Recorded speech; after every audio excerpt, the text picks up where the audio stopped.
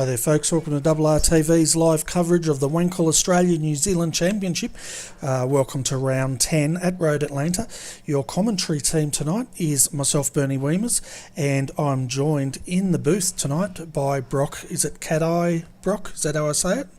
Cat-Eye. Cat-Eye. So Brock, there you go, that's how pro we are here. But yeah, welcome Brock. It's your first night commentating tonight, and it's going to be an exciting one because of course we're on one of your favourite type of cars, and that's the open wheeler. Yeah, thanks Bernie. It's real good to be here tonight. The Pro Mazda, is one of my favourite cars to have a drive around in. I was giving it a bit of a drive around Road Atlanta early today with the setup Trent provided, and it rides the bumps well through the first part of the circuit and is really on rails. So with guys like Hamilton, Edwards and Delisle throughout the night, it'll be interesting to see how they handle the car being fed out across the curbs and that sort of thing as well, Bernie. Yeah, it's going to be very exciting, isn't it? And I'm just getting the timing screen up now because the guys are about to start qualifying. And I tell you what, some of the times, big spread here tonight, the faster guys are in the 116s. The high 116s, the slower guys are in the low 119s, I think. Yeah, we've got Tim in 13th place has done a 120.6, so that brings the spread to about 4 seconds between all the drivers. We've also got AJ Bear and Rick Summerhays who haven't set times yet, so we'll see if they come out in qualifying, but that'll bring us to a field of about 15 for the night. But I reckon the best battling we'll see will be the guys up the front in Hamilton and Edwards. They're only a couple of tenths apart, and throughout the midfield is extremely close at the moment, Bernie, with only about 6 tenths separating third through to 8th, Bernie. Yeah, no, it's very close indeed. I'm just having a look at our overlays here. They seem to have frozen, so I'm going to have to work out what we can do about that, because that's not cricket, is it? Yeah, not ideal for us tonight, but they're just all the cars are coming to a stop now on circuit or going back to pit lane as we're just about to jump into qualifying.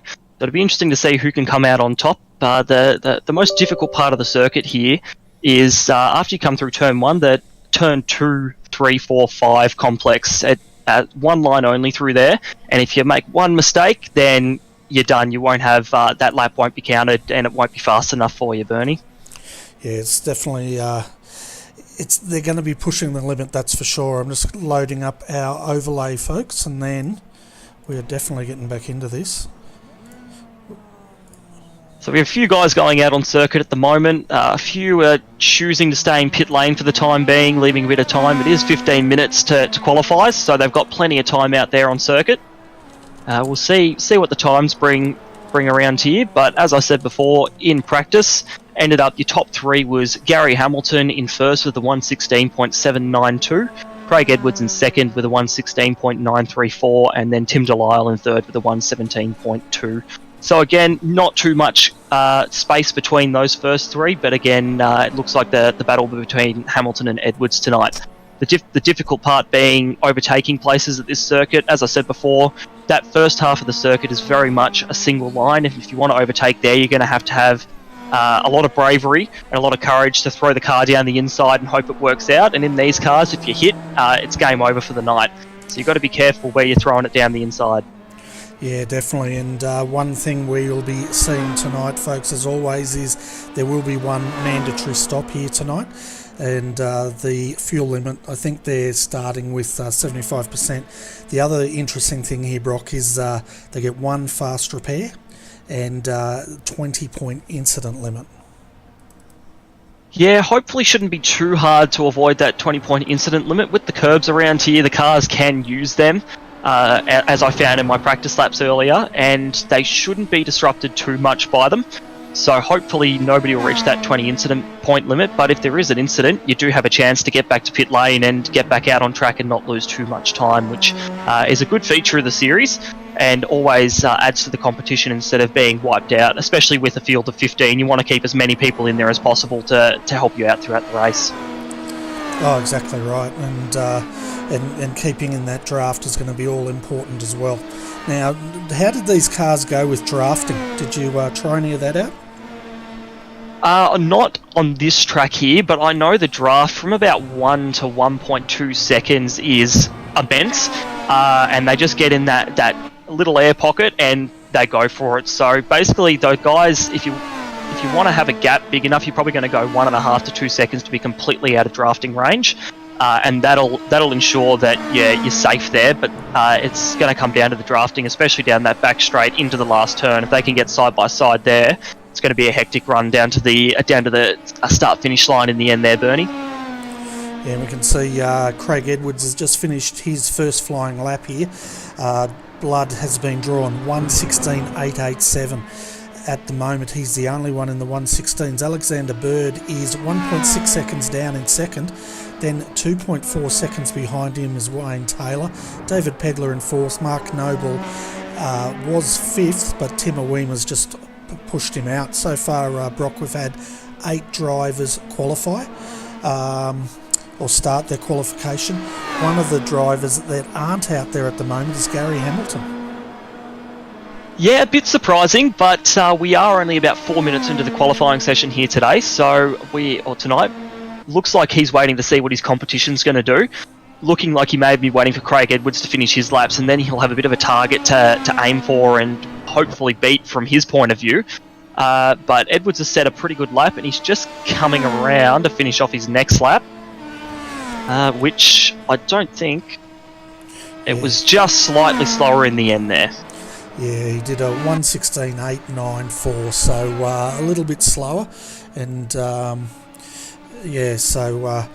also viewers, if you're out there and you want to watch our simulcast, jump on over to twitch.tv/the Top Split TV, and you can see Mr. Alex McKellar, the man with the beard, in action there. He's live streaming the race, and it's always very entertaining. But of course, you've got to mute him and listen to our broadcast and watch our broadcast as well. Yeah, that's the most important part. He's currently sitting in 5th place at the moment with a 1:18.5, and now we've got a few people jumping up into the 17s. So we've had Craig Edwards has stayed on top at the moment, but Alexander Bird has jumped into 2nd, Tim Delisle 3rd, and Joshua Burden 4th, all within half a tenth of each other. So they're really playing for keeps here tonight, Bernie. Certainly are, and Gary Hamilton right on cue was coming out now to start doing his flying runs here. He knows his target, 1:16.887. He was the only other driver in the 1:16s, I think. So I think he's got a very strong chance of being up the top end, on pole after this tonight. Yeah, I think you're right there, Bernie. And Craig Edwards has finished his 3rd lap, and it was actually not counted, so we got an off track somewhere along there. This makes Hamilton's task even easier, I guess, if you will. If Edwards isn't going to count those laps, just means that hopefully he'll have more laps to count that pole lap. And in practice, he did a 1:16.792, so he'll be aiming to beat that time and improve on that, and then hopefully get pole by a few tenths and be nice and safe out there on circuit, Bernie. Yeah, well, 1:16.887 is the time to beat. We can see Gary now out on his first lap there using all the circuit, and actually he could use a bit more if he wanted to, but 25 seconds at the moment as he's coming up towards, turn 6 or 7. Yep, yeah, he's coming around now, around the double right-hander. Onto the back straight here. It's imperative that you get a good run here, otherwise you'll ruin your straight line speed. And he's coming down here now. He's looked like he's had a pretty clean lap, but as you said, he hasn't used all the track, so he may just be trying to get a good grasp of how the track's feeling in qualifying, and then use his other 3 laps to his advantage and really try and bring it home. So he's coming around now into the braking zone for the last few corners. Very important braking zone, and you can brake nice and late through here. Apexed it nicely, no oversteer or understeer through there, beautifully done, and coming through the last corner now, out wide there, then dive it into the apex, and he's about to come across the line. We'll see what his time is. Yeah, he's jumped, there you go, yeah, 1:17.489. Yeah, so a bit of improvement there, and it was interesting, Craig's fastest lap, I think, was his 1st or 2nd lap out. And we're just having a look at Gary now to see if he can improve on the 2nd lap. Meanwhile, Tim Delisle, he's also out there. His fastest lap that he did was a 1:17.305, which is got him in second at the moment. But we'll see how he goes as he comes towards the end of this lap. This will be his... how many laps has he done? Doesn't actually tell me here on the... you might be able to see it on JRT. Well, it tells me here he's actually completed his 4th lap. So it looks like at the moment he's actually just circulating and possibly just trying to lap up the time on track. So his best time was his final lap of a 1:17.305, as you said before, Bernie. But now he's just continuing out on track, possibly just trying to get up as much track time as he can before he jumps into the race. Here comes Gary Hamilton. This time doesn't look right. He's in 45 seconds flat, 45.4. Maybe he took the short course. I can't imagine him doing that sort of a time. But it's brought him into second spot. But yeah, let's have a look at my telemetry, because I don't believe that. The last lap at 1:17.031. I think we found a bug in our overlay here. Yeah, 45-second lap, you'd be wanting to attach the rocket boosters behind the car and be going full bore for that lap. So Gary Hamilton's now put Tim Delisle down to 3rd, with Joshua Burden in 4th and Alexander Bird in 5th. Bernie? Yeah, and Alex McCall's out here. We'll get his time coming up. Yeah, he's done his run. 7th is where he'll start. Mark Noble also had a good run. He's in the pits. He'll start out of 6th, and his best time was a 1:18.017. Just having a look who else is out there. AJ Bear's still out running, currently 9th, and his best time a 1:18.882, and got a bit to improve. He's another fast driver, as old AJ Bear. I don't know if he's old. We'll call him old. He's probably like 14. Hamilton has just gone to the top with a 1:16.765, and he still has 1 lap to go, so he may still improve on that. Great lap, he built up to it nicely, and has now taken pole away from Craig Edwards. I don't know if we'll see anybody else snatch that from him now as we near the end of the session with 5 minutes to go, Bernie.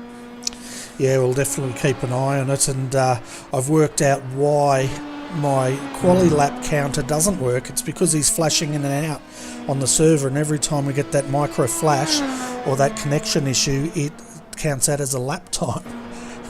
So there you go. That's a bit awkward. At least we found the bug now and know he's not putting on the rocket boosters and doing something a bit cheeky to try and get the better times. Yeah, exactly right. But just as well, iRacing doesn't count those as real laps. But AJ Bear now, he's only improved up to 8th. His best time a 1:18.330. So really, we've only got 2 guys in the 1:16s, as we saw in practice. That's Gary Hamilton, Craig Edwards. Tim Delisle is trying to go with them, but he's about 0.5 of a second short at the moment on that target. Yeah, Hamilton's just coming around to finish his final lap. We'll see where he ends up. And it looks like he hasn't made an improvement on that time. In fact, he was a couple of tenths slower. So that looks like that'll seal 1st and 2nd. Tim is a little bit off the pace, but in saying that, he's got Joshua Burden right on his tail, less than 0.5 tenth behind him. So those two will be having a good battle, as well as the guys in 1st and 2nd. We've still got Alex is out there still, but I think his last lap was not counted, so he may just be trying to get in a bit of extra practice. Tim Orwima is coming around on his 3rd lap, I believe, with his 2nd lap not being counted, Bernie. Yeah, we can see him now. He's coming up towards the back straight here, and that beautifully presented Venom livery's gone off, so that won't count. Oh, and into the wall it goes. Just as we were saying how nice his car looks, he crashes it. Yeah. Oh, and he's doing burnouts now. Yeah. It's, Gary Hamilton, he didn't actually improve on that last lap. He did a 1:16.979, and Tim Delisle's not running, so I think the grid is pretty much set. You can see Alex McCallum out there now in 8th, but I think he's pretty much just running around, using up the quali time, getting a feel for this setup. Yeah, I definitely agree. When you have a fixed setup series, sometimes it can be a bit difficult to get a handle on the setup, especially if you've done laps around the circuit with a custom-made setup that you've made specifically for your use. But in saying that, I did give the setup a bit of a run earlier, and it was quite nice around here as Tim Delisle spins coming out of, I think that was turn 5 there. Didn't put it in the wall though. So it'll be interesting. We've got 25 laps here tonight, and it'll be interesting to see what battles unfold throughout the pack as the qualifying times. They come in chunks with each sort of group of drivers being close to each other, and then the next group is a little bit further away. So we'll hopefully see some good battle packs unfolding throughout the race, Bernie. Definitely. Now, are we going through deja vu here, or did we just see Tim Awema go into the wall again at exactly the same spot, doing exactly the same thing? I think that is very possible. I've just gotten up the... Yeah, no, I think that was the exact same thing as last time. That you just didn't do any burnouts this time, Bernie. Yeah, because I'm sitting here watching it, I'm thinking, we're not in replay, what the hell? So, yeah. It's, might be a place he needs to take a bit slower to get the hang of the corner before he's pushing too hard. Yeah, well, he's only got a minute 23 to go. He's down there in 14th, which is... the last, pretty much the tail end of the field. Rick Summerhays is 15th. So, yeah, we'll see how he goes. You'd think he'd want to try to get that up into the top 10 if he could, but I guess 4 positions, not a big deal when you've got 15 cars out of there with 25 laps and 1 pit stop to do. Yeah, exactly it. And when you look at the other guys around him, he's got 4 cars in front of him within about 0.4 of a second of him, so even if he can't improve now, he may still have that speed under the car, and he may be able to catch up to him during the race and for his sake pass a few people. Rick doing a 1:20.838. He only came into practice at the very last minute, so he may not have had the time to quite adjust to the set and the track temperature and all that. So we'll be interesting to see if the car comes to him a bit more during the race, Bernie. Yeah, it will be. We'll keep a close eye on him to see how he goes through the field here. 18 seconds to finish qualifying. You can see Tim Delisle. He's still out there just circulating, getting a feel for the track. Now let's have a look at the weather out here today. So air temp out there, it's telling me 18.3 degrees Celsius. That doesn't sound right, does it? But if it is, it's a very cool day out there. Bit of a cool day. The track's a bit hot on 30 degrees, but that's definitely better than your 40 degree tracks. I had a 52 degree track in a session the other day, which was absolute hell to race on. But these guys here shouldn't have any trouble. The grip out there would be nice on 30 degrees, and they'll just have to get their secondary coats out to race today with all that air flowing into the cockpit. Yeah, definitely. And let's have a look at the grid as the guys are gridding up now. And we can see Gary Hamilton will start from pole position. Fastest time of 1:16.765. Craig Edwards will start next to him on the front row in second, only 1/10 of a second behind. Tim Delisle, he'll start out of third tonight with Joshua Burden beside him. Out of fifth tonight we have Alexander Bird, and right next to him in sixth is AJ Bear. Out of 7th is Mark Noble. Then we've got Alex McKellar out of 8th tonight, followed by Les Peck in 9th. 10th tonight is Mark Clavel. Graham Marshall, he'll start out of 11th. Out of 12th is Wayne Taylor. 13th is David Pegler, and he's joined on the grid by Tim Awema.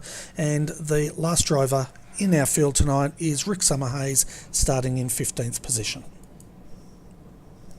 Yeah, it's going to be an interesting one tonight, Bernie. Certainly is, and I'm just trying to get a decent... Going to have to talk to the director. The camera views are just not cricket.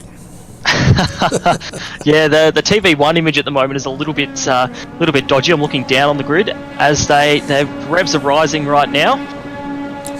Yeah, so going now, so we can see there Gary Hamilton got a great start. Josh Burden's just tucked right in behind him, followed by Tim Delisle there. So come through turn one, nice clean start. And we've got the two Fusion Sim Racing boys going at it. And Alex McKellar, he's also having a good run out there in 8th position. Yeah, they've done well. Usually you see a bit of carnage before now, but it looks like the whole field has actually made it through that first sort of turn 1-2 complex relatively unscathed. There are bit of a gap between Hamilton and Edwards at the moment, as Hamilton, he got a brilliant start off the grid and just leapt away, really managed the wheel spin well. Currently, there's a nice little battle pack with Alexander Bird right on the tail of Joshua Burden.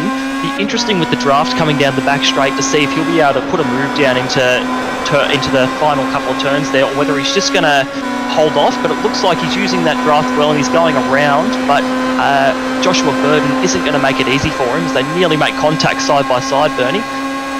Yeah, that's Josh Burden we're riding with there, Tim Delisle on the inside, and he takes that position, but it must have been very close. There's almost a touch there between Tim Delisle and Josh Burden, and he's now getting monstered by Alexander Bird. Yeah, there was nearly contact there as well. That was very, very close there, Bernie. But it looks like it's all sorted itself out coming up into turn one.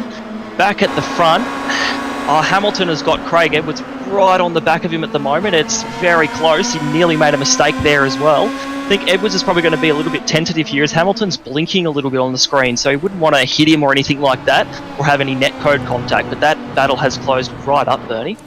Yeah, and as expected, Brock, the two that are in the 116s are gapping the field, and the next one's Josh Burden.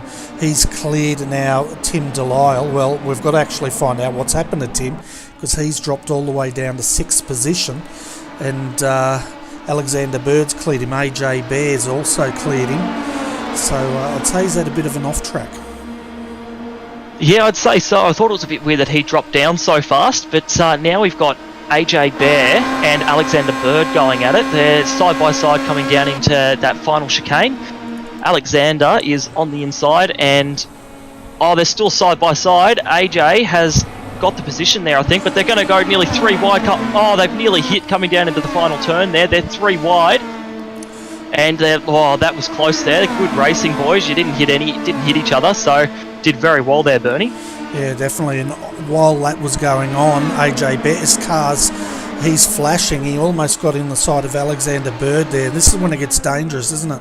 When you're getting this intermittent server problems, you sort of, how can you say, teleporting around the track, and that must have made Alexander and Tim very, very nervous as they went 3 wide. And I'll tell you what, I think that's the first time I've seen anybody going 3 wide down through that part of the circuit. Yeah, I wouldn't be brave enough to do it, Bernie, that's for sure. It's a scary enough corner as it is, and there's only really one line through there unless you want to be carted out onto the dirt on the other side of the track. But they did well. They rolled out of it when they had to, and nobody hit, so that was really well done by those guys. Up at the front, we've got Hamilton and Edwards there. They're basically stuck together like glue, but we've also got Josh Burden, who's actually catching them a little bit. So their battle is probably holding them up a little bit, and meaning that Burden might actually come into this a little bit. And who knows, might even be able to take the position if they keep getting held up like that, Bernie. Yeah, well, if they're starting to fight, they'll definitely be holding each other up. And the thing is, if Josh can get a whiff, which he is, if he breaches that gap, they're going to have all sorts of fun. But looking at the lap times, the last time by, Gary Hamilton 1:17.312, Craig Edwards 1:17.514, Josh Burden a 1:17.053. So he's pulled in 0.4 of a second, and you can see it, can't you? He's bridged that gap. He's well and truly in that slipstream, and he wants to come and join his teammate and have a bit of a party. Yeah, I reckon. I think these two guys are going to hope for a 1-2 if they can, but you're very right. He's pushing hard, and currently it looks like he actually has the fastest lap of the race by about 0.3 as well, so he is giving it all or nothing at the moment. And while we were looking at the front there, Rick Summerhays just had a bit of a spin at the last chicane, didn't run into the wall, just into the sand, but kept on going, luckily for him. But yeah, it looks like at the moment that draft has come into effect with Josh Burden, who's actually catching his teammate in Edwards. It's less than a second now to the front, coming through the last chicane here, Bernie. I'm just seeing if we can go back and have a look at Rick Summerhays here and have a look at the damage he's had on that car. And what corner did he come off on? It was that final chicane. He spun around coming into the second part of that and just put it in the sand, but it looks like he's hit the wing somewhere as well. and that's bent it in a little bit, not gotten rid of it, but that's certainly going to affect the downforce as he's coming through some of these faster corners. Hopefully his steering isn't wonky or anything like that, but he looks like he's still circulating okay. Yeah, and because they've got a mandatory pit stop, you know, he could pretty much come in now. He's going to have a longer stop, but get that car fast repaired, and he might find he's losing less time on the circuit by doing that. But he's sitting down there in 13th at the moment. The other cars that have come into the pits, we've had a bit of action going on with Mark Clavel as he's coming out now, and he served his pit stop. Very long stop. Wayne Taylor, he's also in the pits, but he's not going anywhere. Sorry, Bernie, we've just got Edwards coming around and going down the inside of Hamilton into the final chicane here, and Burden is very close behind as well. He's looking to take advantage of this, possibly into turn one, get right in behind Hamilton. But we've had a change for the lead here. Hamilton's qualifying time isn't standing up in the race. So Edwards and Hamilton both posted faster times last lap. But Burden was still the fastest of those guys, and Burden has just gone into the 16.9s, which beats his qualifying time. With that draft, it's really helping him, and he's all over the back of Hamilton, Bernie. He certainly is, and we can see that now, can't we? And I tell you what, this is what the FSR boys love to do in this series. I wouldn't say it's ganging up on people, but generally they do like hunting in packs. Let's put it that way. Yeah, Hamilton's in the middle of an FSR sandwich right now, so he might want to be careful. He's the meat in the middle, and Burden isn't laying off either. He's right up behind him right now, and if he gets the draft and Hamilton doesn't defend too well, he could be down the inside, and that could be FSR 1-2. Oh, definitely, and then we've got FSR also in 4th. And that's Alexander Bird, and he's getting a bit of a gap, well, not much, on AJ Bear, so that battle continues as well. Yeah, that's for sure. There are a few little battle packs, and it's good to see that the top three guys are battling it out hard. We thought 1 and 2 would run away, but Burden's done well to get right in there. Alexander Bird is managing to hold off AJ Bear. Again, like you were saying earlier, it's a bit daunting seeing somebody behind you bouncing up in the air and teleporting a bit all over the track. Just having a look through the rest of the field here, I think the rest of the field is actually fairly spread out, to be honest with you, Bernie.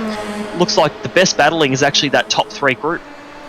Yeah, it certainly is. Gary Hamilton just took the lead back down that back straight. We're going to see that a bit tonight, and he held on to it now. Craig Edwards, Josh Burden, the teammates, what are they going to do here? Do they multi-21 it, or do they race? I would call it, let's race. Yeah, it's a short sprint here, so you've really got to take into account, have some fun as well, and let the boys race. I mean, Burden has some mega pace at the moment, so it looks like if he can take it to his teammate and to Hamilton, he could really be going for a win here tonight, and that would be awesome to see, and awesome to see another challenger jump in and show the top guys how it's done. Yeah, definitely would be. And we can see the top three now going back down the back straight here. Gary Hamilton's hanging on to it. We can see also AJ Bear now. He's sitting behind Alexander Bird, and he's gaining, but I'd say he's lifting, and he's just happy to sit there at the moment. This is when they'll be looking at if they can save some fuel. They can try and shorten that pit stop. Yeah, definitely. I think fuel saving at the moment is a good idea, and that just means that he won't have to do the pass on the track, because probably if he's blinking, he's probably got everybody else's cars on his screen blinking.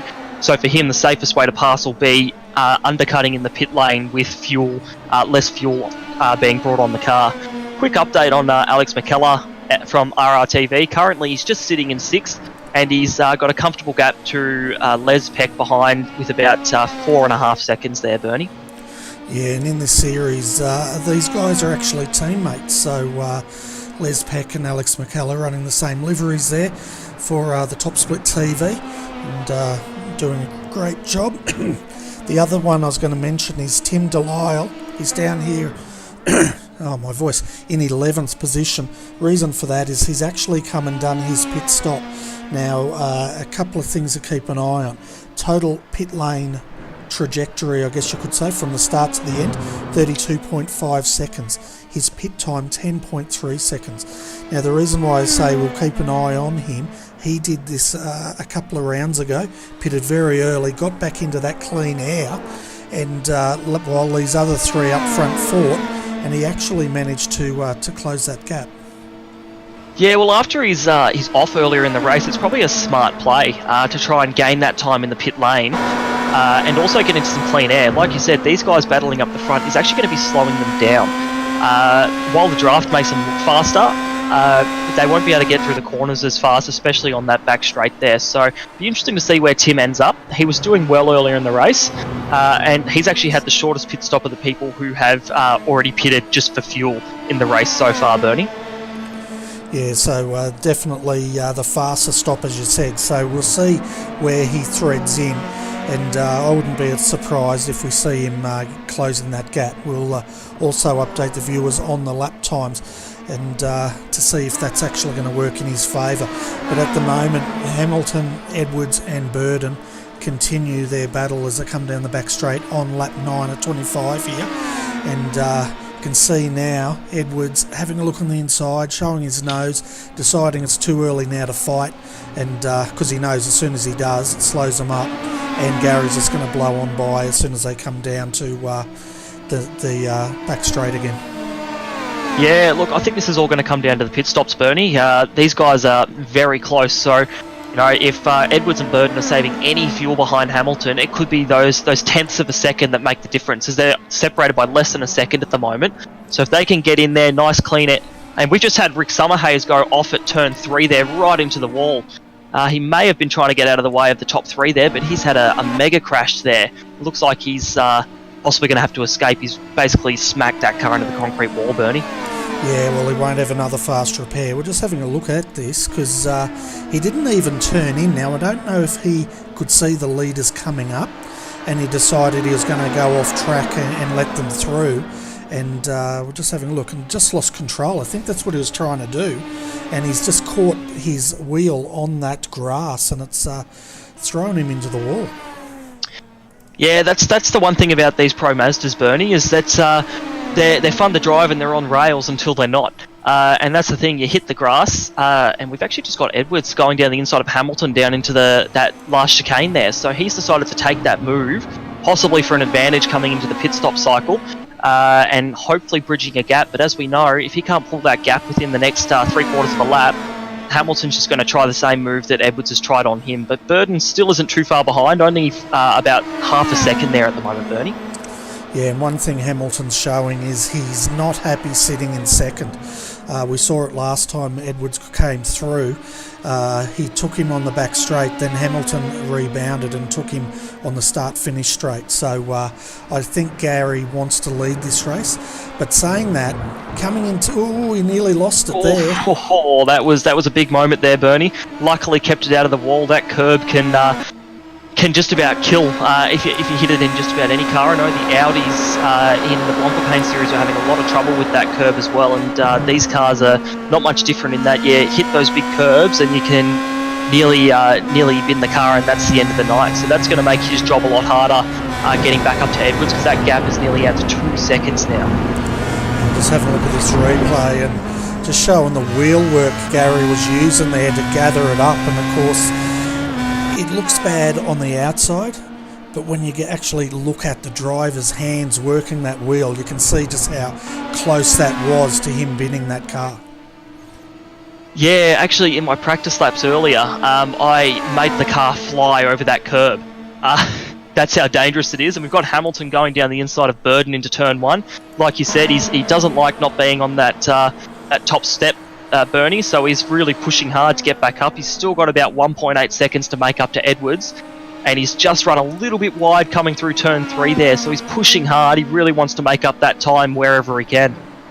Yeah, and we've got the deltas up here, so we can actually see where Gary lost that time. Of course, he lost 1.2 seconds in that almost spin, and he's aware that that's just about outside of drafting. I think it's about 1.3, 1.4 seconds. If he drops further down, he'll lose that draft, and he doesn't want to do that. Looking at the times also of Tim Delisle, he's down here in 10th, about half a lap behind. His last lap was a 1:17.704. If we look at that compared to Gary and Josh, they were both in the low 1:18s. So he's pulled in probably about 0.3 of a second on them in that one lap. Yeah, we've actually got Burden and Hamilton having a massive fight here. They went side by side through the final chicane. Burden tried to get Hamilton back, but now it looks like it's going to come down to the front straight here into turn one. I think Burden, he's going to pull in behind. He just didn't quite have the straight line speed, but all of this is just letting Edwards skip ahead even further. Their last lap times were a 1:18.4 for Hamilton and a 1:18.6 for Burden compared to a 1:17.4 for Edwards. Edwards just made a second on that lap because these guys are battling it out hard, Bernie. Yeah, and if we look at the deltas between Tim Delisle and our leader Craig Edwards, it tells us a bit of a story here. Lap 9, he was 0.08 of a second faster. That was Tim Delisle. Tim Delisle then took another 0.3 out of him in lap 0.5 in lap 10. Lap 11, another 0.3. Lap 12, though, it went in favour of Craig because now he's out on his own, and he pulled back 0.3 of that over Tim Delisle.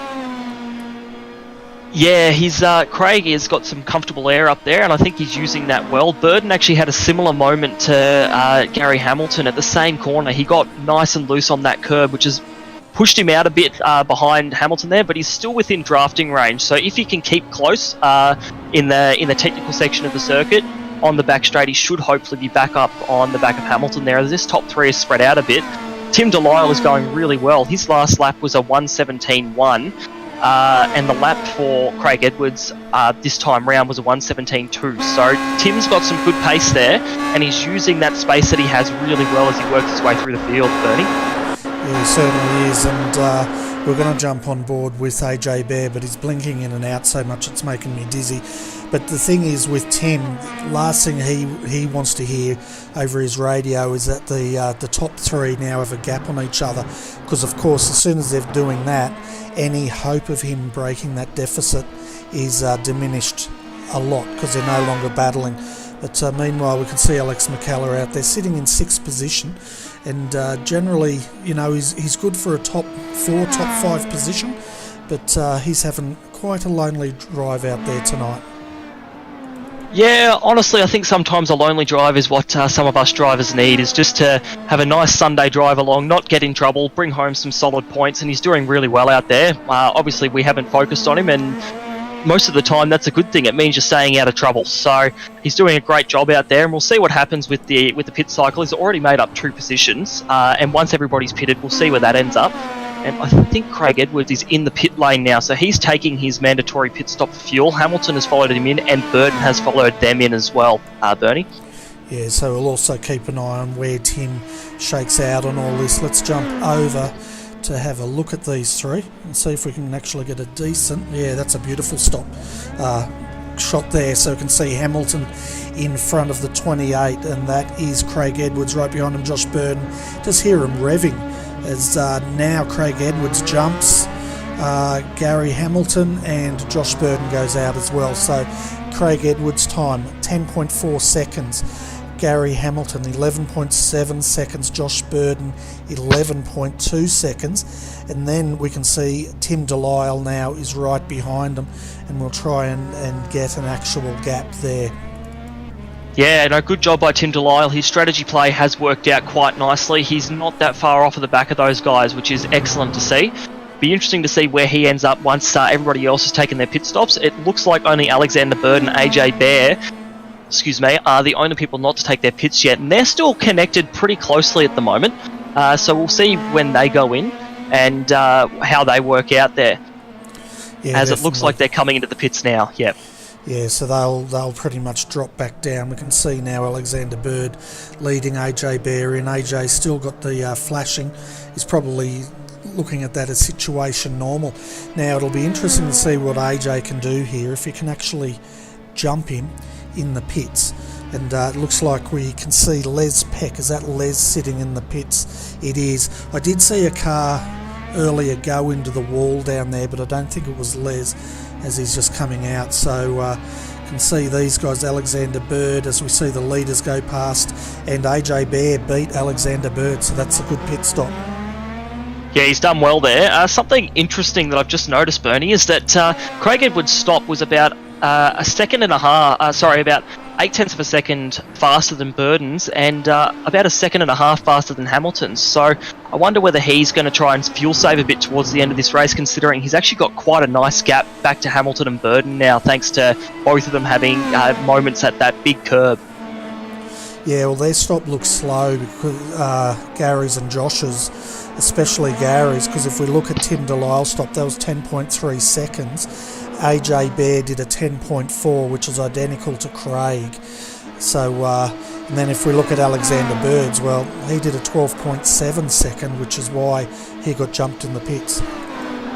Yeah, so I wonder if these guys might not have JRT fuel or anything working for them, because I know JRT gives you exact numbers on what you need to put in the car, whereas maybe some of these guys don't have that. Hence the longer pit stops, just trying to make sure they've got enough to get to the end. But if you've got the skills to fuel save a bit and make it there, that shorter pit stop gained Edwards even more time coming out of there. So now he's got a 3.3 second gap back to Hamilton, and can't see that getting any smaller with Hamilton and Burden still engaged in combat at the moment, Bernie.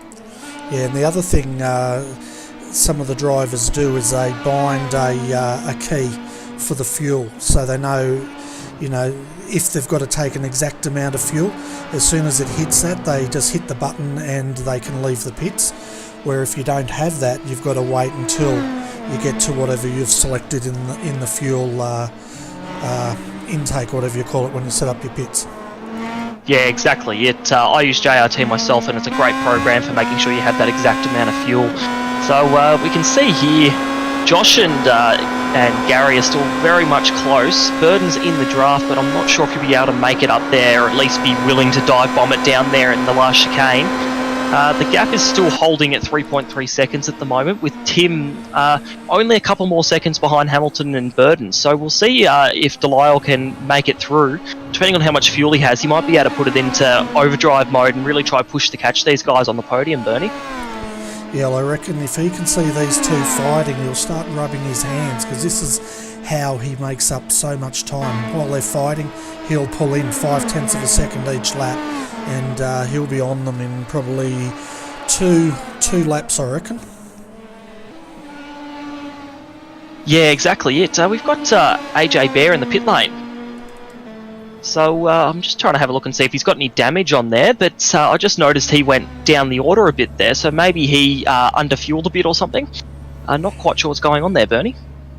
Unless he got some sort of pit hold, but he's sitting in there for quite a while. We've got him on the screen at the moment, and he's not moving, so don't know. Maybe he's now he's coming out, so maybe he felt. That's strange. He was in there for 10.9 seconds. Yeah, a bit odd there. On my JRT timing here, it's telling me 16.5 seconds in the pit box, so possibly maybe that was a speeding in pit lane penalty. And he's come out and then he's come back around and had to serve that, which is a shame, because Bird and AJ, they were actually quite close together there, so that could have turned into something quite good in coming to these last sort of 6 or 7 laps here now. But that's okay. Bird's had a bit of the stress relieved off of him now, I guess, so he can have hopefully for his sake, a nice easy drive home with the flag. Yeah, and meanwhile, Craig and Josh have used each other there to draft up on the back of Gary Hamilton. So the battle now continues top 3. If we look, Tim Delisle at the moment, he was 1.3 seconds behind the leader, and you can just see him in the background there, just trying to get on the back of his train. That was a big moment for Burden there at that same curb. He went out very wide and nearly put it in the wall there, so that's put him at a bit of a disadvantage coming to the back straight now with his teammate Edwards and then Hamilton out front. He's a little bit off that draft train, but still just within reach of Edwards, so he should be able to draft back up and rejoin this battle again. I'm just having a look. My telemetry's all a bit out of whack, I think, because no, it's right. It's now working. It told me Josh Burden was in second, but you can just see up ahead there, Craig Edwards on the inside of Gary Hamilton. Gary was looking at seeing if he could get a bit of an undercut working there, but that's not going to happen. And he's just tucked back in, and we're down to 5 laps of this race to go. Yeah, it looks like it's going to be a pretty exciting 5 laps. Tim Delisle, you can still see him in the background of our shots there as they come down the main straight. Hamilton's... Oh, we've got... Edwards is off. Yeah, into Edwards the is wall. off, I think, into the wall, yeah. So that'll be his race over in terms of trying to go for a podium. But that promotes Tim Delisle up to the podium now. So his undercut has worked beautifully in this situation for him. Yeah, we're just jumping on board here with... Josh Burden here to see exactly what unfolded ahead of them. As you can see Gary Hamilton on the inside, and Craig just ran out, pretty much ran out of track and heavily into the wall. Yeah, it's easy enough to do it, turn 1 there. If you take a bit too much speed, the way the hill works up there, it just pushes you straight off the line there onto the curb. And once you hit that curb in these cars, you're just bouncing, as we saw. Unfortunately, that was the end of his race. He'll probably be able to get back out, pick up some points with that fast repair, but unfortunately, it won't be a podium for him today, Bernie. No, definitely not. And if we look at our top 5 as they stand, folks, we're just about getting to the business end of this race. And let's bring that up now. So Gary Hamilton leads Josh Burden by 0.8 of a second. Tim Delisle is now sitting in 3rd. He's 1.3 seconds down. Alexander Bird is in 4th. Craig Edwards sitting down there in 5th position. But I expect he's going to drop further down the line because he's going to have to get that car serviced. Alex McKellar sitting in 6th. 7th is Mark Noble. Then AJ Bear 8th. 9th, Tim Awima, and running at your top 10, David Pegler. Yeah, so that's Craig having that incident has shaken up the field a little bit. That's actually promoted Alex McKellar of RRTV into 5th position now, so he's got that top 5 position. He's also got a fairly nice gap back to the next guy behind him, so it should be, for him, it'll be a fairly easy race to the end here with about 4 laps left to go now next time they come across the line. Hamilton's weaving down the back straight, trying to break the draft from Burden, but Burden's just over a second behind him, so it's going to take a superhuman effort through the more complex part of this circuit to really gain that time back and get that draft working for him, Bernie. Yeah, he's not going to have a lot of time to do it either, so at the moment it's going definitely in the favour of Gary Hamilton, and it's really up to Josh now whether he can grab that back. And just having a look at their lap times, 1:17.109 to Gary, 1:17.278 to Josh. Yeah, and Tim Delisle's fairly close behind. He's only got about 1.3 seconds back from Burden at the moment. His lap was only a tenth slower than Burden's, so if Burden makes even the slightest mistake here, Tim Delisle will be right on the back of him, and that'll create a fairly good battle to the end. But right now they're spread out quite wide. It's about 2.5 seconds across the 3 of them, so nothing too exciting going on at the moment. Bernie? No, we'll bring the delta up here for Josh and Gary. So I've got them around the wrong way, have I? Probably. I'm just having a look at Josh's. He lost last time 1/10 of a second, but lap 2021 he actually pulled time in on Gary, or Gary pulled time in on him, I should say. These lap deltas, they confuse me. Well, I had a quick look through the rest of the field, and it looks like the whole field's actually pretty spread out at the moment, so there's not too much going on in the way of battling. Hamilton's just got to keep the car straight and keep it on the rails as the Pro Mazda likes to be on, and he should be able to sail home for the win now that his main rival has unfortunately had to go in for repairs. But in saying that, Craig Edwards is still in 6th, so they had a pretty good gap there, and he's gotten his fast repair, and now he's back out on track and circulating again to pick up a few points. Bernie? Yeah, and we've had one retirement. That's Rick Summerhays. We saw him go in the wall very hard, and he was out of fast repairs and ended his night. But a bit of a shout out here to hang on a second, folks. Still getting used to this. Yeah, a bit of a shout out to Mark Clavel here. He's running in 14th position, and he's down 2 laps, but he's had 3 pit stops. The reason I'm giving him a shout out is because a lot of guys would have probably just walked away, but he's out there having a lot of fun, running around in was last time a 1:25, but he's out there and he's circulating and he's enjoying his racing, so it's great to see. Yeah, like you said, Bernie, it's too easy for you to get frustrated after a race and Oh, he just balked Hamilton there. Oh, Burden's right on the back of him now. They come along to the front straight here, so this battle is just spiced right up, Bernie, as they're nearly side by side coming to turn 1. Yeah, so looking at that, it looked like Gary, of course, is a lot quicker than Mark. Mark was on the racing line, and Gary just sort of gave him a bit of a punt there. But as you said, that's closed up. Gary Hamilton and Josh Bird and Tim Delisle is now also involved in this. We're on lap 24 and 25. So who's your money going to be on, Brock? Oh, it's anyone's game right now, Bernie. I think we're going to see possibly Burden either go for the move this lap or hug behind Hamilton and just wait until the next lap and use that draft to hopefully get down the inside at the last chicane there. And from there, it's quite difficult to grab that position back. So he may just try and get up nice and close, get in Hamilton's mirrors, but he's got to be careful of Delisle coming from behind too, who's going to probably try and go for the move. As we see Burden try to go around the outside into the last chicane there. Yeah, so Burden's decided it's time. Now he's lifting. You've got to watch that. Tim Delisle nearly went up the backside of Josh Burden there. And now Tim, what's he going to do? He's going to want to get past Josh if he's going to want to have a crack on Gary. But while these two are scrapping, Gary Hamilton's just getting that slight gap. And that may be enough to hold him off if these two continue scrapping the way they are. That's for sure, Bernie. And Burden's sort of catching that gap back up now, so it'll be interesting coming around to the back straight there. Hamilton is going to defend for his life here, and I reckon Delisle's got nothing to lose. He has come from the back of the pack after that pit stop and after going off, and he's going to want to go for glory here, so it'll be interesting to see what these guys do coming into the last half of this lap, Bernie. Yeah, well, you think Josh has shown his mirrors. He doesn't want to make a move yet. He wants to make that move at the end of this straight, as you can see him just locking up the wheel. Now, this is where he's going to want to do it, but of course Gary's going to start breaking that draft, and of course, what the heck is Tim going to do in all of this? Yeah, I've got butterflies thinking about this as Burden, he pokes his nose out now. He's actually just about cleared Hamilton. Delisle's trying to go down the inside. They've hit. Delisle and Hamilton have hit.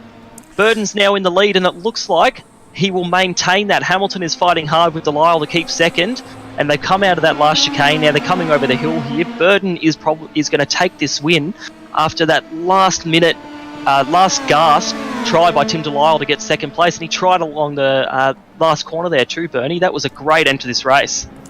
Certainly was, and if we go back and have a look at this replay, check out how far over Gary Hamilton is when Tim Delisle was trying to get down the inside here. This is very Formula 1-esque, isn't it? And he's come right across, and they've bumped wheels because Tim Delisle had two in the dirt at that point. Yeah, there's actually a little bit of chatter going on in the server at the moment between Tim and Gary about that move. Tim's not very happy that he got pushed off the circuit there, so they're having a bit of a chat about the standards of driving for that last gas pass. Yeah, he was right over on him there, and it was quite interesting that he chose to defend. It almost looked like he had given up on Josh Burden. That ship had sailed as far as Gary was concerned, but he wasn't up to losing for second. So that's when he put the stoppers up, I think. Yeah, well, Burden did a great job there. That draft that he got just put him out and around, and he basically had cleared Hamilton before they even got to the braking zone. So that was a very well done manoeuvre there. So congratulations to Joshua Burden there. He was there or thereabouts the whole race. He ended up doing the fastest lap of the race. Tim Delisle ended up with the fastest lap of the race with the draft. So that was a very good job by the top three there. Certainly was, and if we go through our full results here, folks, you can see where your favourite driver finished tonight. So Josh Burden, he moved up 3 positions from where he started to take the win on the last lap. Gary Hamilton, he started on pole, came home in second. Third, Tim Delisle, pretty much finished where he started. Alexander Bird, he finished 4th. Alex McKellar, he moved up 3 positions to come home in 5th. Craig Edwards dropped 4 positions to come home in 6th. Mark Noble comes home in 7th position. 8th was AJ Bear. 9th, Tim Awima. David Pegler up 3 positions to finish in 10th. Graham Marshall comes home in 11th, and Les Peck, he finishes in 12th position. In 13th, Wayne Taylor, and Mark Clavel comes home in 14th. Only retirement tonight was Rick Summerhays. Yeah, and just quickly back to Mark Clavel, because we sort of got interrupted in the middle of talking about him. It is good that he kept on going there. It's easy enough to park the car and go, I've had enough, but like you said, he was out there having fun, lapping, and trying his best to just keep out on track and get all the track time he can, Bernie. Exactly right, and that's exactly what this series is about, isn't it? It's basically a fixed series. You come out, you jump in the car, you have fun, and you enjoy your racing. And it's great to see Mark out there doing just that. And, like these series, they can be taken extremely seriously by the front runners, but I think the true spirit of it is in the accessibility it has to anyone who wants to have a run. Exactly it, and the fixed setup is a good way to attract people, because a lot of people I know, they get put off by the fact that you have to bring your own setup, and a lot of people don't have that ability to make the setup. I don't have that ability myself. I'm horrible with setup, so a fixed setup really just gives you that opportunity to exercise your driving ability, as opposed to having a setup that helps you go faster, Bernie. Oh, exactly right, and that's, trying to make a competitive setup is extremely daunting depending on the car, but unlike you, I don't know which end the spanner should be turning what, but I'm like that when I drive as well. But anyway, that's another story. It's the same thing tomorrow night, like the Thursday night Thunder Anscar, another fixed setup series that is just going from strength to strength, and we're expecting tomorrow night just probably to almost have a full field once again for that series, and it's sort of, there's a lot to be said by these fixed setup series, I think. That's for sure. And on the topic of ANSCAR tomorrow, it's excellent to see the oval community growing in Australia, and seeing that more and more people are coming out, giving it a shot. It's great fun, and especially with the fixed setup series, again, it lets you exercise your driving talent and get used to the cars before you really start and go play around with how loose you want the car to be, because in NASCAR, when you have a loose car, it's a fast car, as they say in Days of Thunder. So it'll be a good race tomorrow, and we had a great race here today in the end in those last couple of laps too. Oh, we certainly did. That they really turned it on, didn't they, between Gary, Josh and Tim. I honestly didn't think Tim was going to get back in to that up until the other two started fighting, and it's a pity Craig Edwards wasn't involved. It's a pity he had a run off, because it would. Can you imagine how incredible that would have been if we had ever had the two FSR boys hunting in packs? Four of them. Like you said, that's what they like to do. So they were getting up there, and it's a shame that happened to Craig. But in the end, it would have been a four-way battle for the lead if everything went the same way it did. So it's a shame, but he still came home sixth, so picked up some solid points there, and I'm sure he'll bounce back next round and make up for what happened there, and hopefully try to snatch a win. Yeah, definitely. So, they definitely turned it on, and it was great battling, and the rest of the field got spread out. It was a clean race, only one retirement. That retirement really was Rick just trying to get out of the way of the leaders and being unlucky hitting that grass. But, that's what can happen to you, isn't it, if you're extremely generous and you jump off the line. Well, he jumped right off the track, but if you jump off the line, generally you can find yourself in all sorts of trouble yourself, and sometimes, like what Mark did, he held his line, he got a tap up the backside for it, but if he had tried to get off the racing line and gone straight on the inside, he could have very well got collected as well. So there's a lot to be said by just sticking to your line and not being too generous in getting out of people's way. Yeah, exactly it, and that's probably the biggest problem with enduro racing is that rule of, do I move or do I stay on the line? And in real life endurance racing, that is, you stay on the line, you let the person work around you. So in this case, Mark did the right thing. He didn't do anything too crazy, and like I said, swerve to the inside, especially on that part of the track where you're coming over a rise. You don't need to have more unknowns as you're coming over that rise. So he did the right thing there, and unfortunately it just ended up in, he was a bit slower off the corner, looked like he might have had a bit of damage too, and that meant that Gary wasn't expecting him to be so slow, and they made a bit of contact, but in saying that, it did give us an awesome end to the race and an awesome last lap battle coming to the end. Yeah, it certainly did. And looking at the week ahead, folks, as I was saying, tomorrow night on RRTV, we've got the Ants Car Thursday night Thunder Trucks there coming to you at Phoenix. So that should be an exciting race, that's for sure. And that will kick off tomorrow night at 9:15 p.m. GMT plus 11. Then, of course, on Friday night, the Australian Online Supercar Championship is back, and that's another sprint race at Interlagos, and that'll also be kicking off probably about 9:45 p.m. GMT plus 11. Then Sunday night on RRTV, we've got the Australasian Super Skips back, and that will be another exciting event. And of course they run on the same track that the official series runs, but the difference is they are limited in their fuel. They run double the distance of an official iRacing Skip Barber race, and they have to make a pit stop, which you don't often see in Skip Barber races, but like tonight, it definitely puts a twist in the tail of the race, and race strategy comes into play. Yeah, that's exactly it. I'm a big fan of the skip myself, actually, and yeah, in those skippy races, they're always a sprint. So putting some strategy in there really helps spice things up, as we saw tonight, like you said in the Pro Mazda series. But the skippies, they're a little bit looser to drive, and also a bit more fun as well. You can hang them out a bit and still save the corner in the end.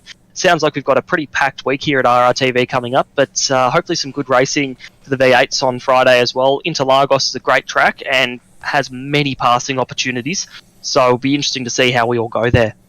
It certainly will be, and it'll be very exciting for sure. But we've got Gary Hamilton in the green room. We'll bring him up, have a chat, and then that'll be the end of our broadcast. Sounds good to me, Bernie. Hi Gary, welcome to RRTV's Combox, mate. Exciting driving out there by all three of you guys, and very exciting finish to the race. Yeah, g'day fellas. Yeah, that was a little bit of excitement at the end there. I'm glad it didn't end worse. Yeah, it was. I could see you guys were bumping wheels down there, you and Tim, and we were having a look at the replay, and it almost was like you'd given up on trying to defend against Josh, but you weren't going to stand for losing second position. That's how I read it. Now, you can correct me on that if you like.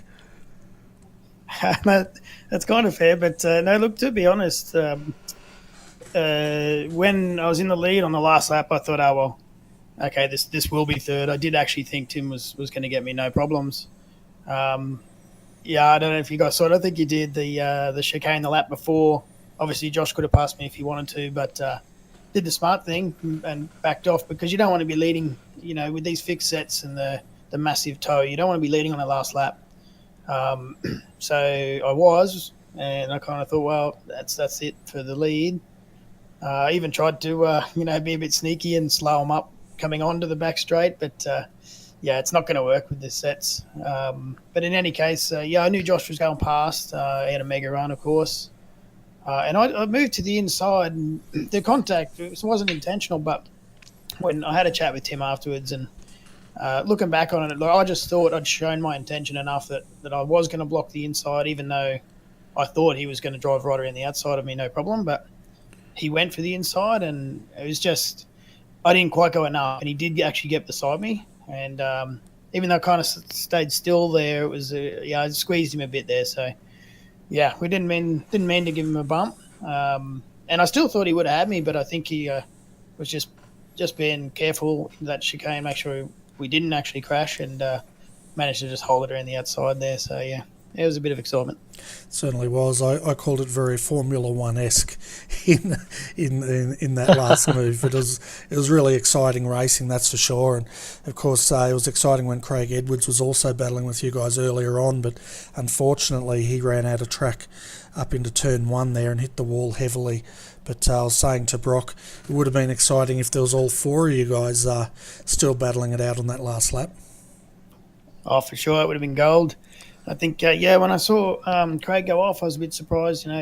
Craig's very good. He's very fast. He's, drives very often, mistake-free. And, going up the inside turn one, we weren't sort of doing that at that point in the race. And I just thought, let's spice it up a bit. And, and went up there, which was fine, I think. And I'll have to go back and have a look. I'm pretty sure I gave him plenty of room, but I think the problem with turn one in this car, if you're just a bit offline on the outside, it's such a loaded corner that it just picks up the understeer quite easy. And if you grab that curb on the outside, then you're just a goner. Yeah, I'm not sure who it was, but we also witnessed tonight a first I've not seen on this track, and that's going 3 wide into the final corner. And that's a bit of a feat, but I guess if anyone's going to do it in a Pro Mazda, is probably the car you want to be in. Yeah, these things are brilliant, and especially with this fixed set, which is it's fairly high downforce. So yeah, I mean, they're great to drive, and a lot of the corners you do on tracks absolutely flat out with no lifting or very minimal lifting, and much no other car you could do that in, even with high downforce. Yeah, exactly. Yeah, it's like it's on rails. But I'm going to hand you over to Brock here. And Brock, have you got any other questions for Gary? Good race out there, mate. The qualifying time was mega, and we were watching you keenly. How do you deal with the draft coming down that back straight? Obviously, you feel pretty helpless, and like you said, Josh just bided his time and he waited until that last lap. But how do you try and manage when people are coming at you that fast with that draft? Yes, I mean, obviously, it's going to happen. So you don't be silly at the start of the race, like trying to block or anything like that. You, in fact, do the opposite and try to work with someone behind you to try and pull a gap on everyone else. Because, I mean, even if you're about a second a lap slower, you can pretty much hang in the toe with these things. So you kind of want to break away from people. Generally, from the first lap, I'll look at my relative gap.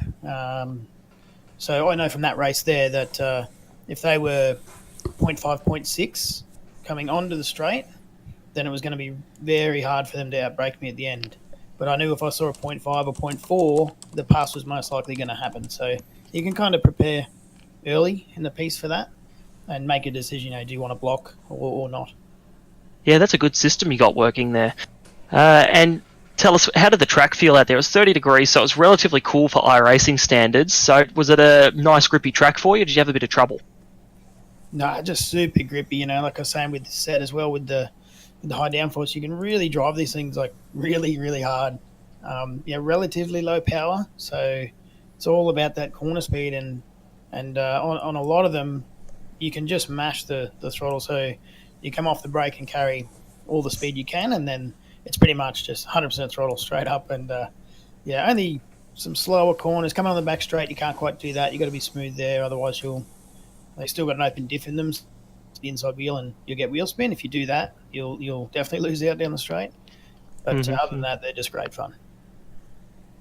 Yeah, that's great. And we saw you and I think Josh as well have a moment over, I think it was the turn 6 curb, basically that big one that nobody wants to hit. You nearly put it in the wall there, but you had some great car control. What was going through your mind when you did that? No, pretty much not again. But because in practice and whatnot, you can really push the limits. Obviously, it's not a real car, which is great. But with this set, even as good as it is in high downforce, all that sort of thing, and it probably makes it worse being really high downforce. If you hit a bump or take too much curb, you get a big disconnect kind of in the car balance, like how much grip it's got. And when it loses the grip, it almost always loses the front. So you hit a bump and it'll just push. And then I did it about 3 times actually in that race, and just understeered straight off, or definitely wider than I wanted. So you got to watch that with this set. Unfortunately, you can't really do much if you clip the inside curve, and then it's coming. So you just got to try and hold on and not crash it. Yeah, well, like I said, you did well. That car control you had, Bernie was talking about, he went in car with you, and it was beautifully done to make sure you kept it out of the wall there, and in the end brought home second place. So well done on that, and in the end you nearly had the fastest lap of the race. I think Tim Delisle with the draft just pipped you by less than a tenth of a second there, so some real hard racing out there. Congratulations, mate. Hey, thanks, Brock. Yeah, it was awesome, and big shout out to Josh. He ran a really good race to win that, so that was very well done, and to Tim as well. And again, apologies to Tim for the bump there at the end. We never try to hit each other, but we certainly have fun doing it. Yeah, fantastic, Gary. But before we let you go, is there anyone you want to give a shout out to, or thank, or sponsors, or any of that sort of thing? Yeah, so Dynamic Sim Racing, if George is listening out there, he's building me a nice new steering wheel right now. So that's and a big shout out to Will Power. He's actually back in Australia at the moment and in my hometown. So I'll catch up with him soon. And big shout out to his new clothing line. So if anyone's interested in that, pop on to www.12willpower.com and check out his stuff. It's pretty good. Fantastic. Hey, Brock, you're going to have to go and check out that clothing line, I think. I've actually just brought the website up right now. You're not stopping me. Have a little look or a close look at the logo. And if you guys can remember the incident, we'll call it, that Will's pretty famous for in the wet oval race, there's a little hidden symbol in his logo. It's not the poo emoticon thing, is it? No, there's a couple little birdies in there. Okay. All right, Gary, on that note, we'll let you go, mate, because we've got to get Mr. Burden up here and work out how they enjoy hunting in packs. Absolutely. Thanks, guys. See you, mate. No worries, see you, mate. So have you found anything interesting in there, Brock? Oh, there are a couple of nice shirts. I've actually brought one up. I might have to take advantage of that one. It is only $25, so I'm hoping to get over to the States to see the IndyCar at some stage, so I might need to get that wear over there when I do go. Yeah, definitely. See if you can get it signed. That'd be even better, wouldn't it? Yeah, that'd make it a special one, wouldn't it? It'd make it worth about $50. That'd be nice. Double in value. Yeah, exactly. But, speaking of style, we have Mr. Josh Burden up here in the combox with us. We were talking about clothes, Josh, but we'll just go with it. Congratulations, mate. First tonight. Good driving. We saw that second last lap. You're just sitting in there not wanting to carry the torch too early, and I think that was probably a pretty wise move because that last lap you just blew on by Gary to take the win. Yeah, mate. Yeah, that's right. I knew if I was leading coming onto the back straight the last lap, I pretty much had no chance. So when we were side by side there at the end of the back straight, I just lifted a little bit to get Gary back in front, and then just towed him back past on the last lap and got the win. And fortunately for me, it was pretty easy from the kink in the back straight there because Gary and Tim had a bit of a moment, so didn't have to push too hard coming down to the finish line. Yeah, they certainly did. Gary had all his eyes on the inside. You went on the outside of him and looked like you had the track all to yourself because Gary and Tim were going at it on the other side of the track, which of course is what you want to see. But earlier on we saw your teammate Craig Edwards having a great battle as well, but unfortunately he went off and hit the wall pretty heavily. But I was saying to Brock before we brought you guys up, it would have been very exciting if Craig was in this equation. Yeah, absolutely. Craig and I think Tim had a moment on the first lap there, so if he was in there, four cars going for the win on the last lap, certainly would have been interesting. Definitely unfortunate for those two, but that's racing, I suppose, happens to everyone every now and then. Yeah, it certainly does, and I tell you what, FSR is coming up with a new meaning for pack racing, and that is you guys like to hunt in packs, as I say, and once again you didn't disappoint. We've got a few open wheeler drivers, so they all enjoy the Pro Mazda. So there's actually a couple missing tonight. So if we had had a couple more out there, she would have been even more on up the front, I think. Oh, definitely. And Alexander Bird, he's one of your teammates as well. He came home fourth tonight, so another good showing by him. Yeah, absolutely. He's relatively new to open wheeler racing. Does quite a lot of GT3 stuff, so he's improving week by week. So give him another few weeks and he might be up there. Yeah, it'd be a hell of an adjustment, wouldn't it, coming from GT3 into a Pro Mazda? Yeah, especially with this setup, it's quite pointy with a high downforce. So I'd imagine he probably took him a while to get used to it, but now he's reasonably used to it. He's certainly coming up the field. Has he started to open his eyes as he streaks past the GT3 braking point? I think he may have been doing that on his first lap, on his first out lap. But yeah, geez, it's amazing how deep you can go, especially with this setup. But yeah, it's heaps of fun through turn one, almost flat. So yeah, it's awesome fun, especially in a big pack. Yeah, it certainly is. Now I'm going to hand you over to Brock. Brock's first time commentating here on RRTV, Josh, so go easy. Although Brock will probably have some really good questions for you. Hopefully I don't stuff up too much. Look, you did a really good job in that race, Josh. We were looking at you in qualifying, and he's doing pretty well. But you stuck with those guys, and Hamilton and Edwards were battling it out, and that brought you up there. It was a really smart decision to sort of stick behind Hamilton on that second last lap. I have to ask, was it a smart decision, or was it just coincidence that happened? Oh yeah, I think you ideally wanted to be in second place coming onto the back straight on the last lap, so that was what my aim was. It seemed to work, so I'm not sure if you went in deep enough under brakes, you may have been able to hold out if you were side by side leading, but yeah, ideally with the toe, how strong it is, you probably wanted to be in second, or even if you were close enough in third, you got the double toe, could have had a crack.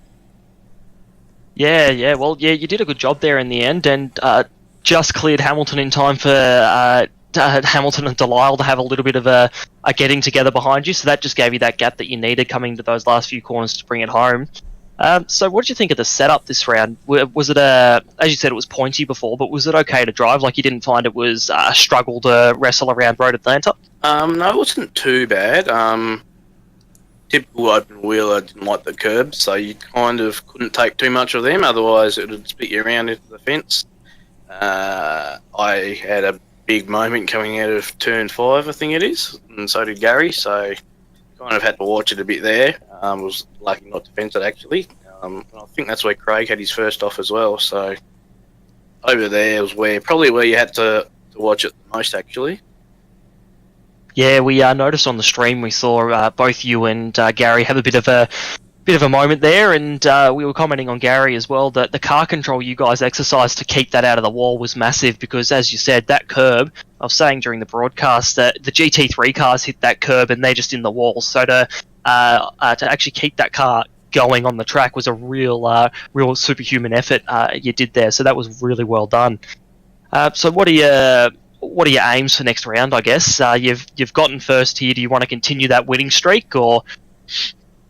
Yeah, ideally anyone wants to win every round, but obviously only one person can do it. So if we can get back on the podium again and get my championship back on track, because I've missed a couple of rounds, so I think I'm down in about 9th, so the whole championship's not ideal, but just finish on the podium, have good consistent results for the rest of the season, and that's what we've got to aim for, I think. Yeah, that's a good aim. So the next round is Canadian Tire Motorsport Park. Have any thoughts on that track? Yeah, I typically go pretty well there. Back when Smack was, before this series, it was called Smack, and I pretty almost got the win there. I got a second place. Like I said, typically do well there. So we'll see what happens. Yeah, excellent. Now, before we log off for the night and say sayonara to our viewers, was there anybody you wanted to thank or any shout-outs you wanted to give?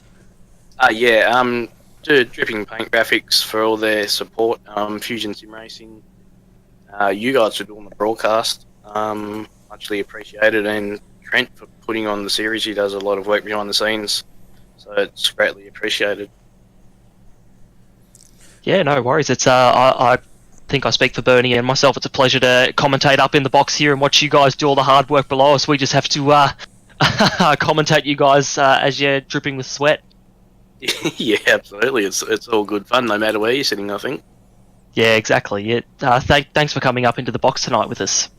Yeah, no worries. Yeah, see you, Josh. See you, mate.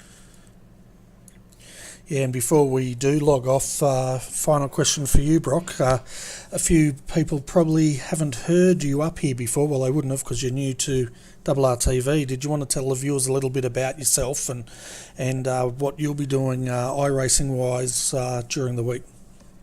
Yeah, sure. So I race with All Star Motorsports. Brant Tucker's the manager over there. And basically at the moment, I'm sort of umming and ahhing between V8s and GT. It's a weird umming and ahhing because they're such different cars, but our team is very much a V8 team at the moment, so it's fun to race around. And I did Dev last night at Interlagos, and if I'm around from work on Friday night, I'll probably try jump into AOSC if I'm not up in the box. So yeah, love my iRacing. I'm usually on every day, and when I'm not on iRacing, I'm usually watching it on YouTube on RRTV. Fantastic. And basically, how long have you been in iRacing, and how did you discover it? So I think I've been in for 2 to 3 years now. I discovered it through the Race Spot streaming channel. At that time, that was probably the biggest one around, and now we've obviously got RRTV, V8s Online, a few other ones coming up to the top, and also a YouTuber named Empty Box, which I'm sure most iRacers know, who did a lot of his IndyCar and GT videos.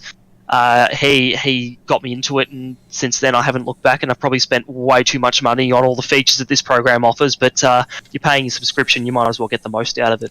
Oh, exactly right. Yeah, I like watching Empty Box. He's very entertaining, and he's got a lot of good stuff to say during his streams, that's for sure.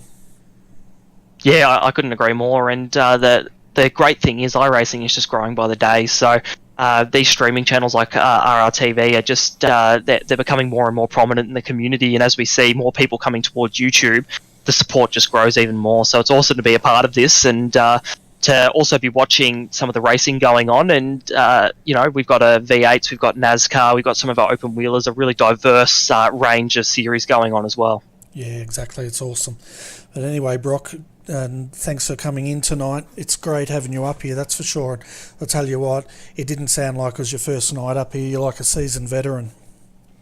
Well, that's good to hear. I was a little bit nervous beforehand, but it's good to hear that I've done well, and hopefully I'll be back up here again soon and showing the skills apparently that I have for commentating. Fantastic. Well, anyway, mate, thanks for coming in and joining us and commentating tonight and being part of the team. It's awesome. And also to all the viewers out there, thank you very much for joining us once again on RRTV tonight. We hope you did enjoy tonight's telecast of the Wankel Australia-New Zealand Championship. Hopefully you can come back tomorrow night and join us for the ANSCAR Thursday Night Thunder starting at 9:15pm GMT plus 11. But if you cannot, we hope you have a great week, and we get to see you again shortly. But until then, folks, have a great Wednesday night and stay safe, and we will catch up with you again soon. Good night.